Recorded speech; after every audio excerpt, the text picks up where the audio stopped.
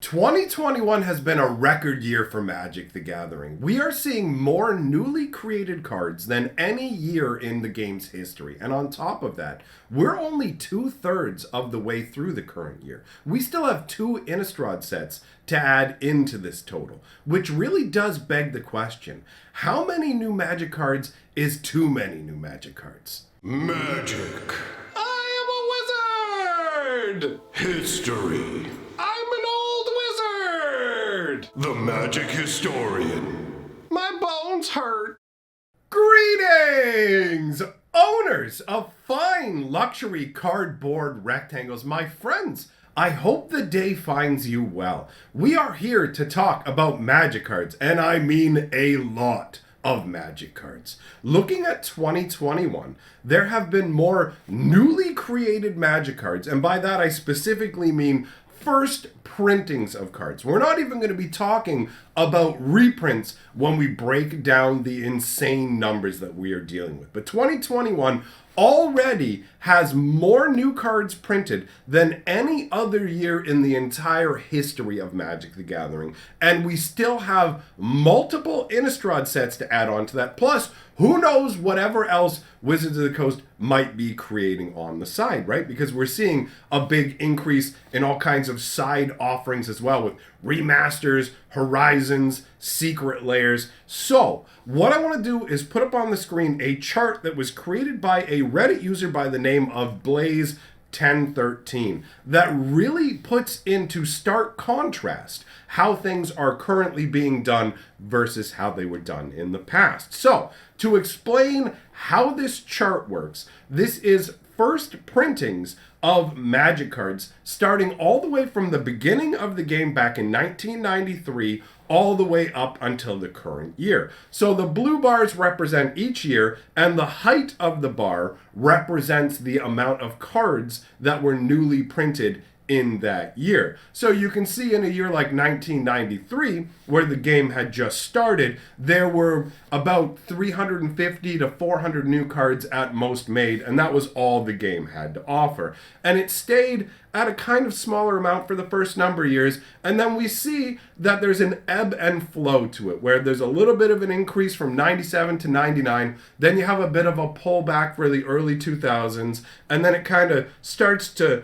curve back upwards, and then we see a sharp pull down on that as well, and from that point onwards, starting at about 2009, we see what looks like a little bit of movement, like we're moving up a set of stairs, right?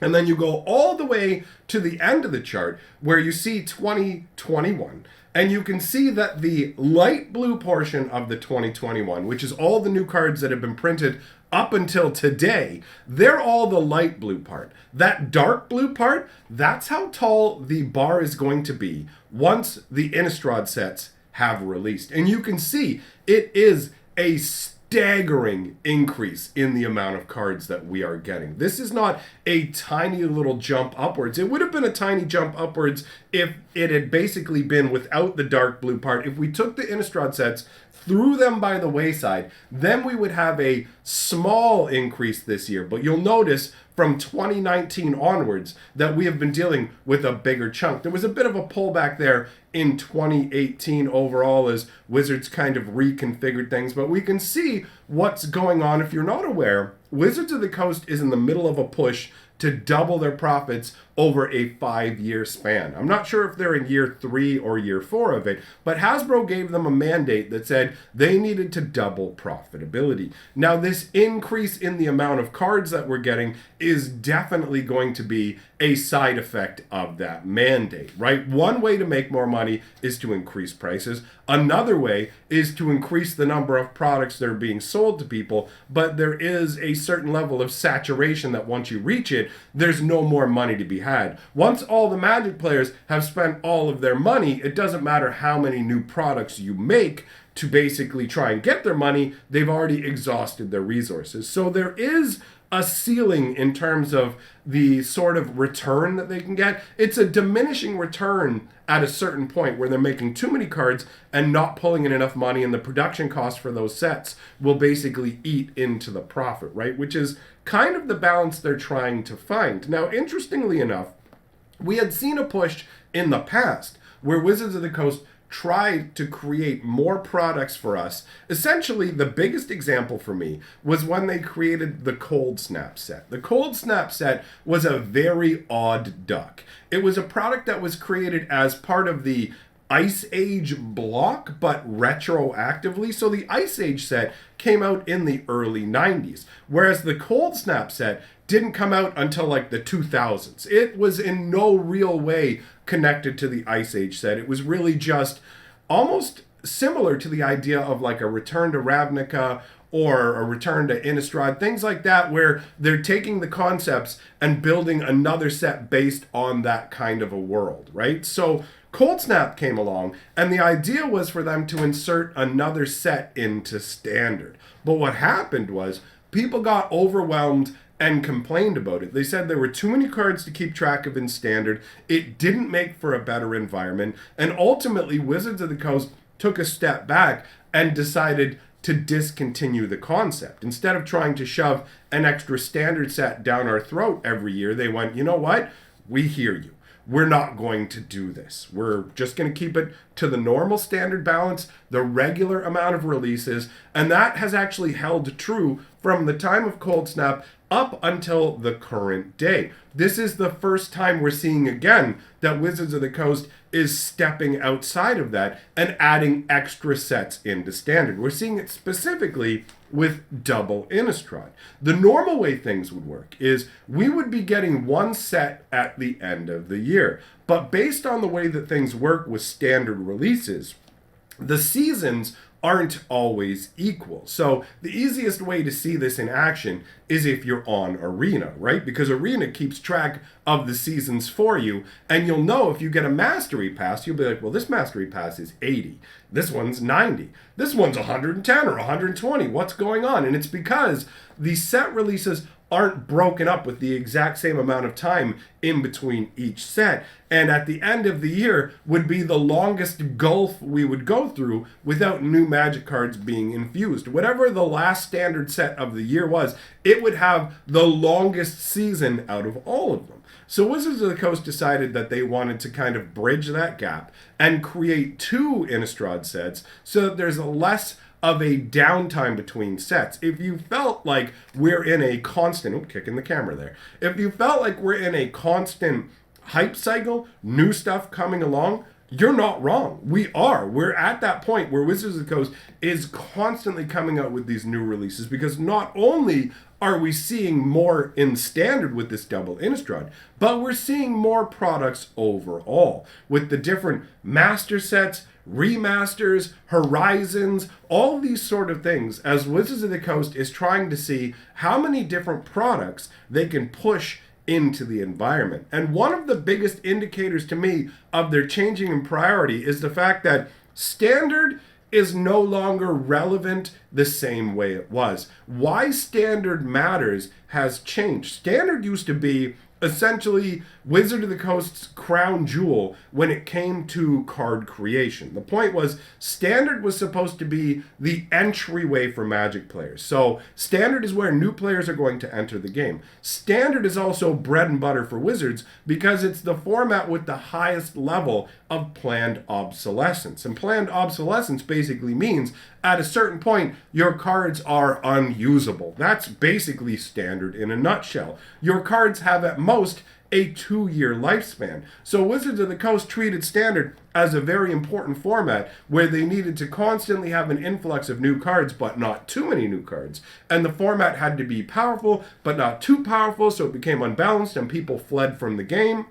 But we're living in a different time now, where the biggest importance of Standard is actually probably Arena. It's a lot more difficult to pinpoint the exact numbers and the underpinnings of what are going on because the world shut down. And because the world shut down, it changed a lot about the way we view Magic the Gathering. In the past, I would have viewed the world shutdown genuinely as something that would take Magic down a number of pegs, if not outright destroy the game. Frankly, I was amazed by the way things played out. Wizards of the Coast has made record profits without people actually being able to go out and physically play Standard. They got rid of the Pro Tour. They replaced it with a digital Pro Tour group, and then they disbanded that and got rid of it altogether, because the truth is, Standard isn't actually as important as Wizards of the Coast once viewed it. They've come to the realization that the majority of their player base are of the more casual variety. So we're talking Commander, which is mostly more casual aside from the competitive side of it, and just casual playing at your kitchen table Magic, and also to a degree Cube. But overall, Commander and kitchen table are really the meat of it. And there are a ton of people playing Commander, and Standard isn't the way that people get introduced to Magic. How it works is people get introduced to Magic through whatever format their friends are playing. That's how you really learn about the game. If your friends are all playing Standard, then that's how you're going to learn about the game. But if your friends are all playing Commander, that's how you're going to learn about the game, right? So they come to the realization that Standard isn't the same moneymaker that they thought it was. Basically, with everything shutting down, they have more room to experiment and see what's going on. I'm sure they were actually genuinely worried about seeing their sales be curtailed, but it hasn't gone that way, because the truth is, Standard and truly competitive formats like Modern and Legacy and Vintage aren't as important to Magic card sales as the people who are invested in those formats feel like they are. It's impossible to deny that when we've already had about a year and a half, maybe even creeping up closer to 2 years, where none of these events could really fire off, and the followings around them, you still have tons of people who want to talk about this stuff. There's still brewing decks on MTGO, so it's not like the formats went away, but the amount of money people were putting into them did decrease because they can't go out and engage in those events. But Wizards of the Coast's profits have still been heading upwards, and that can only be partially explained by the increased prices for particular niche products like the Horizons. It also just has to do with pure volume. And I want you to remember that with this chart we're looking at and the amount of cards that are being created, this is all new printings. We're not even talking about reprints at all. We're not talking about most of the secret layers, which are reprints. So we have this scenario where the amount of cards that are being printed has increased by an absurd amount. I mean, if you take a look at that dark blue bar, it looks like it's bigger than like the amount of cards that were created in 1993. So just the stuff we're going to get for Innistrad at the end of the year is more cards than were created in the first year of the game. And this to me says that Wizards of the Coast has reached the point where they don't really care as much what happens to Standard. You can see with their design philosophies, the Fire design philosophy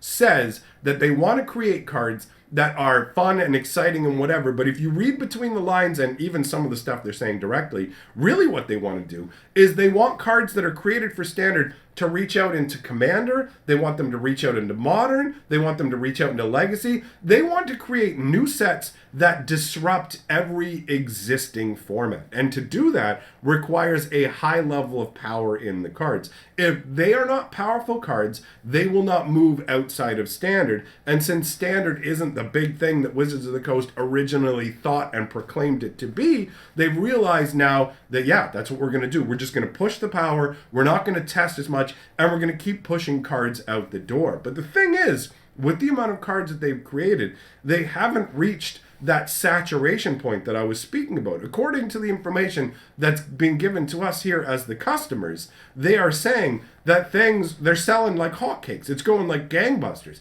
This methodology that they're using is working. So I expect to see this ratcheted up. Now, the effect that it's having on the most enfranchised players is definitely you are creating too many cards for us sort of mentality. And that's understandable because I've been around forever and it does feel like there is a mind-blowing amount of Magic products that are made and special variants, all kinds of different things, right? And we're just talking about regular new cards, and then you've got all these different secret layers that get released and everything else that add on to it. So I completely understand the perspective of people who look at it and go, this is too much. I can't keep up with everything.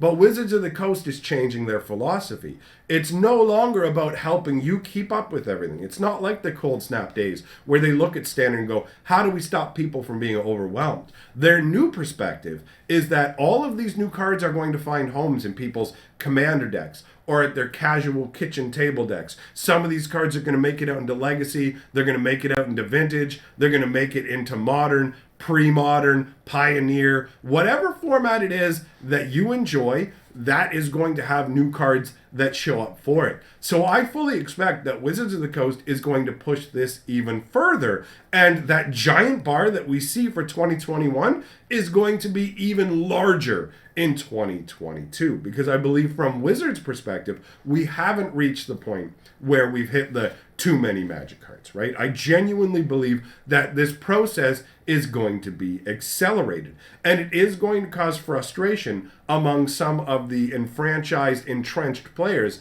but that's not going to be enough to change what Wizards of the Coast is doing. And ultimately, when you take a step back and you remove the constructed formats from the equation and just go, people buying Magic cards, people wanting to play with Magic cards, I don't think they've reached that saturation point either. I fully expect them to push this further and further, and each year to see more and more products hitting the table. I mean, look at how many commander decks they're making now. It used to be one commander release a year. Now we're seeing new commander decks with pretty much every new standard release, and then one of them will get to be the main commander deck release, like they did. What was it? Who got the main commander deck release this year? Was it Strixhaven, or did they do multiple of them? I can't even keep track anymore. There's so many that keeping it like organized in my mind has become a gargantuan task. So I expect like next year we're going to have a bunch of commander decks that go along with each standard set. We're going to have all these different variation products.